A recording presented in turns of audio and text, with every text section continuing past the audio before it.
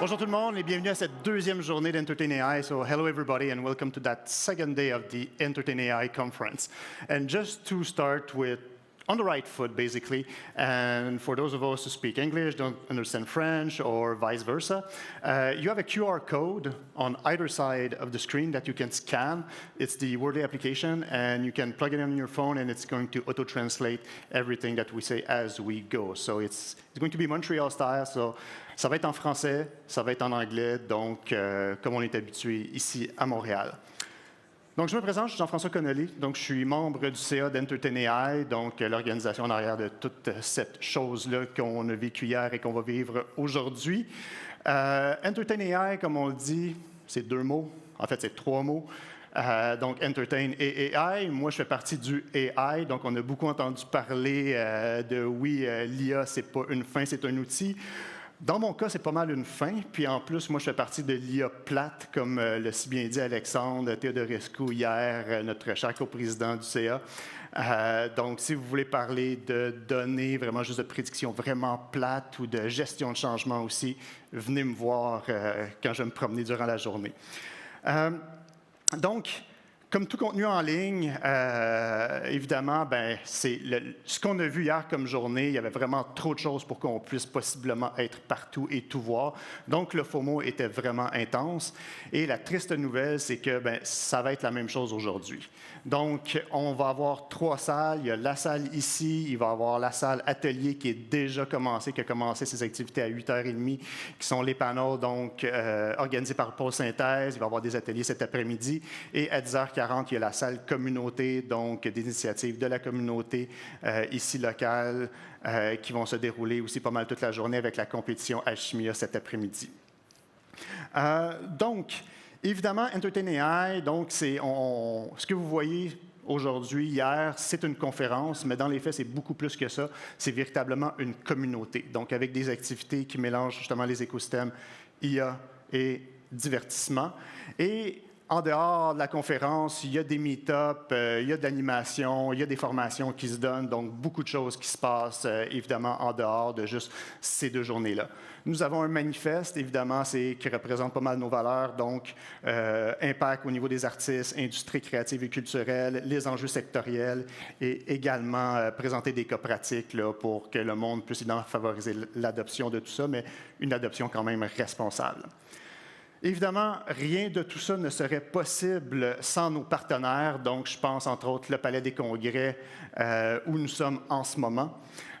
Évidemment, les partenaires, donc Banque nationale, la presse, Image Technologies, Prompt, Oasis, Immersion, donc ils ont leur exposition au rez-de-chaussée, une exposition qui roule au rez-de-chaussée, Pôle Synthèse, Moment Factory et Érudit. Et sans oublier les membres fondateurs, donc Mangrove, XPAV, Expertise, Ex Machina et Ulism. Donc un grand merci à XPAV et Ulism, là, comme l'équipe, toute cette équipe-là qui fait en sorte que ça roule en ce moment. Donc, comme j'ai mentionné, moi, je fais partie de l'IA plate. Donc, on va continuer dans la même lancée en vous présentant Anne Nguyen. Donc, mais elle c'est encore pire parce qu'en plus, elle a une certification Lean Six Sigma. Donc, on s'entend très bien. Diplômée Harvard Business Review, conférencière TEDx. Elle a passé des années à faire de la transformation numérique, l'implantation de l'IA dans le secteur de la santé. Et elle est maintenant directrice de l'IA au Conseil de l'innovation du Québec. En fait, sa conférence est un très bon point de départ là, pour cette deuxième journée parce que c'est vraiment dans le thème à l'échelle humaine et qui nous propose, dans le fond, une exploration sur comment l'IA redéfinit nos attentes envers la créativité en passant par le doute et en mettant le doute au cœur du processus. Donc, je vous invite à accueillir Anne Nguyen.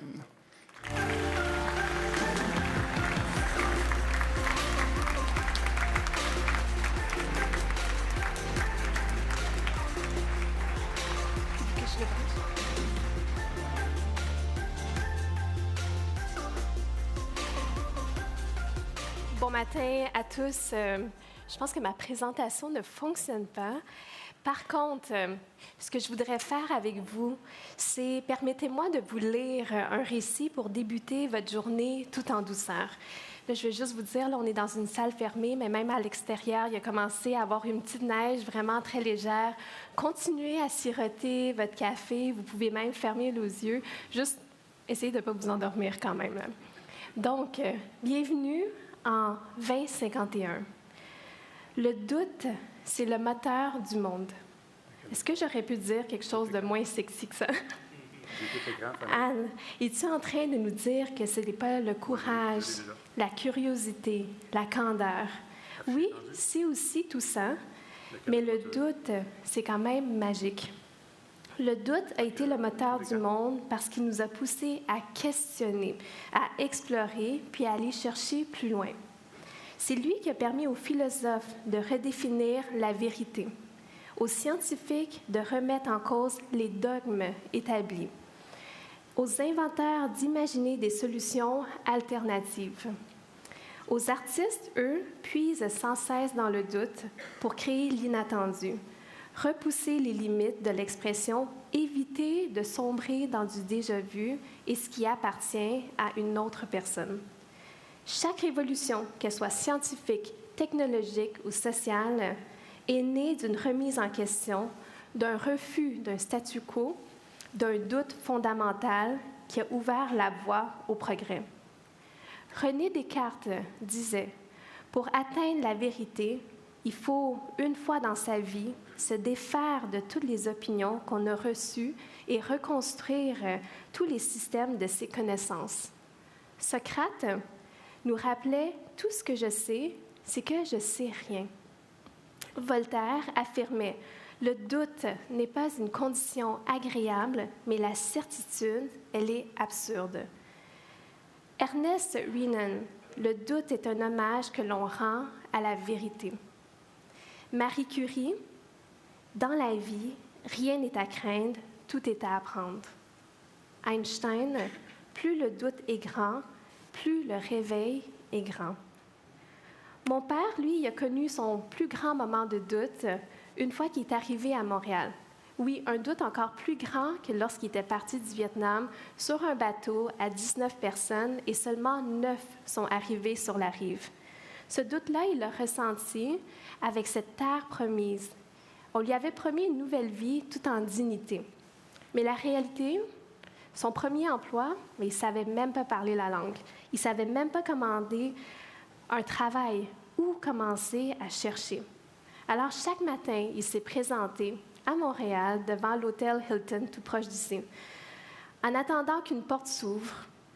Une semaine plus tard, tous les jours, il s'y présentait. Il y a un gestionnaire à bout de patience qui a enfin ouvert la porte. Il dit « Puisque tu es là, prends donc un seau, commence à nettoyer, peu importe qu'est-ce que tu trouves, juste ne dérange pas les clients. » C'est comme ça qu'il a commencé son premier emploi à l'hôtel Hilton, à nettoyer des rampes, puis il a fini très vite dans la cuisine. En grandissant, il me posait 3 questions. As-tu bien mangé aujourd'hui? As-tu été gentille? Es-tu heureuse? 3 questions toutes simples. 3 réponses positives, on continue. Sinon, ajuste ta vie. Par contre, dès qu'il sentait le doute en moi, il m'interdisait de rester dans cette paralysie. Le doute, c'est ton instinct. Utilise-le pour avancer. En société, le doute a toujours été là. Il a tout le temps été tapi dans l'ombre, à la frontière entre la prudence et l'angoisse, puis entre l'analyse et la paralysie. Mais on nous a appris à le craindre. On nous a même appris à le taire. Arrête de poser autant de questions. Pourquoi tu hésites autant? Fais-toi confiance. Sois plus sûr de toi. Si tu doutes, c'est que tu ne crois pas vraiment en ce que tu fais. Le doute a souvent été vu comme un défaut, une absence de foi. C'est comme si on nous disait qu'à chaque fois, on manquait de conviction. On était d'une lenteur époustouflante. Puis un jour, on s'est retrouvés en 2025. Un monde où on a dû se rappeler qu'ensemble, on devait douter. On a même eu vraiment peur pour l'EDI, l'équité, diversité et inclusion. On avait cru que l'IA, avec ses algorithmes sophistiqués, pouvait nous aider à bâtir un monde plus juste. Mais au lieu de ça, on a vu des biais se renforcer, des portes se refermer, des voies s'effacer. Les mêmes mécanismes qui, dans une cuisine dans les années 90, laissaient place aux exclus de la société, semblaient disparaître derrière des modèles qui, sans vouloir, normalisent l'exclusion. En 2025, on a eu souvent de la difficulté à expliquer simplement pourquoi l'EDI était importante. Un jour, il y a un chef très célèbre qui me dit « Si vous voulez savoir à quoi ressemble vraiment l'inclusion, il suffisait d'ouvrir la porte d'un restaurant en 1990 dans la cuisine, la même où ton père a commencé à cuisiner. Puis dans cette cuisine se retrouvaient des réfugiés, des anciens détenus, des personnes issues des groupes marginalisés, des neurodivergents. Ensemble, ils ne parlaient pas la même langue. Ils ne partageaient même pas les mêmes croyances, même pas les mêmes valeurs. Mais ils étaient là parce que c'était le seul endroit qu'on leur ouvrait la porte et on leur disait « Entrez ». Puis ensemble, ils préparaient à manger. En 2025, on a réalisé que la technologie, seule, ne faisait jamais le travail pour nous dans son entièreté. On croyait qu'avec l'IA, on avait des réponses parfaites, instantanées, sans erreur. On pouvait enfin déléguer notre esprit critique à des algorithmes. Mais très vite, on s'est rendu compte qu'on était en train de troquer notre jugement contre une illusion de vérité absolue. Ouais, on aurait juste dû troquer nos tâches répétitives finalement. À cause de ça, on a été obligé d'ajouter des tentacules à des mots comme hallucination. Autrefois, une hallucination, c'est un phénomène psychologique, une perception erronée du réel, mais avec l'essor de l'IA, le mot a muté. Désormais, une IA qui invente des faits, déforme la vérité ou génère du contenu faux est aussi accusée d'halluciner. Ce glissement de sens en dit long. On a intégré que la machine pouvait se tromper. Mais nous, on a mis du temps à réapprendre à douter de leurs réponses. En 2025, par contre, on a introduit des cours de jugement critique. À l'école, on a commencé à enseigner non seulement comment utiliser l'intelligence artificielle, mais surtout comment la questionner. On a encouragé les élèves à ne pas accepter les réponses simplement parce qu'elles venaient d'un modèle plus avancé d'IA. On a rappelé qu'un bon chercheur, un bon journaliste, un bon artiste ne se contentent jamais du premier jet. Dans les entreprises, on a redécouvert l'importance du doute dans la prise de décision. Fini l'époque du copier-coller, des recommandations générées sans réflexion, puis ça a laissé place à une approche beaucoup plus nuancée. Qui a entraîné le modèle? Avec quelles données? Quels biais sont présents? Dans les médias, la confiance en IA générative a provoqué des fiascos spectaculaires, des images truquées, relayées comme authentiques, des citations inventées, attribuées à des figures publiques. La désillusion a été brutale. Et là, il y a quelque chose d'important qui s'est produit. L'outil, il n'avait pas changé, mais nous, oui, on a compris que le problème, ce n'était pas l'IA. C'était notre façon de l'utiliser. Vous savez, la danse a toujours fait partie de ma vie.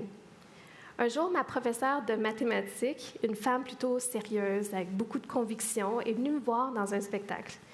À la fin du spectacle, elle s'approche de moi puis elle me regarde dans les yeux. Elle me dit « Tu devrais aller en danse, pas en mathématiques. » Et là, j'étais comme prise en deux sentiments. Soit j'étais vraiment nulle en maths, puis elle essayait délicatement de m'orienter vers une autre direction sans me froisser, c'était trop tard. Soit elle avait vu un potentiel caché en moi. Mais j'ai jamais choisi la danse parce que les mathématiques m'avaient déjà choisi bien avant. Mais pourquoi la danse? En 2025, la danse a été mon point d'ancrage mental plus que jamais. Parce qu'elle incarne une intelligence du corps, un équilibre entre la technique et l'intuition, entre le contrôle et le lâcher-prise. Imaginez un instant, si l'IA était une partenaire de danse, comment bougerait-elle avec nous? Serait-elle une complice gracieuse, attentive à nos mouvements, capable d'anticiper notre rythme avec fluidité, ou plutôt une force rigide, imposant son propre tempo, cherchant à nous guider sans jamais vraiment nous écouter. En 2025, où étions-nous dans cette danse avec l'IA? Où en sommes-nous en 2051? Avons-nous trouvé enfin cet équilibre? Ou hésitons-nous encore entre vouloir la contrôler ou se laisser contrôler? Trop souvent, l'IA a été intrusive, imposant un rythme qui correspond ni à nos besoins ni à notre réalité, mais la vraie question, c'est pourquoi cette déconnexion? L'IA est-elle mal conçue ou sommes-nous simplement incapables de bien la guider? Avec le temps, on a compris que l'innovation dans l'utilisation de l'intelligence artificielle ne se résume pas à la puissance des modèles ou leur vitesse d'exécution. La véritable avancée, c'est leur capacité à s'adapter à notre cadence, à enrichir nos mouvements sans jamais nous diriger. Car la confiance, elle ne se décrète pas, elle se construit. Elle naît de notre capacité à évaluer l'IA, à la questionner, à lui faire une place dans nos vies, sans jamais lui abandonner la chorégraphie. Alors, peut-on vraiment faire de l'IA un partenaire de danse, ou doit-elle toujours suivre nos pas, et surtout dans cette danse qui mène réellement? Alors, en 2025, on a commencé à entendre des gens dire « Enfin, faire confiance à l'IA, non. Faire confiance en nos capacités de bien l'utiliser, oui. » Et ce moment a marqué un tournant. En 2025, le doute n'était plus vu comme un obstacle. Il redevenait enfin ce qui avait toujours été, un outil puissant, une boussole pour avancer sans se laisser aveugler. Et c'est ainsi qu'on a évité de sombrer dans du déjà-vu, de sombrer dans ce qui appartient à une autre personne, dans ce qui nous semblait trop beau pour être vrai. Bienvenue encore en 2051. Et si vous vous demandez pourquoi 2051, c'est l'année où j'aurai le même âge que la personne qui m'a appris le plus à maîtriser le doute. C'est elle qui m'a appris à prendre le doute et aller plus loin et être le meilleur de moi-même, du moins tenter à l'être tous les jours. C'est Morissette. C'est elle ma coordonnatrice assistante depuis les 11 dernières années maintenant. Je vous remercie encore et bienvenue en 2051.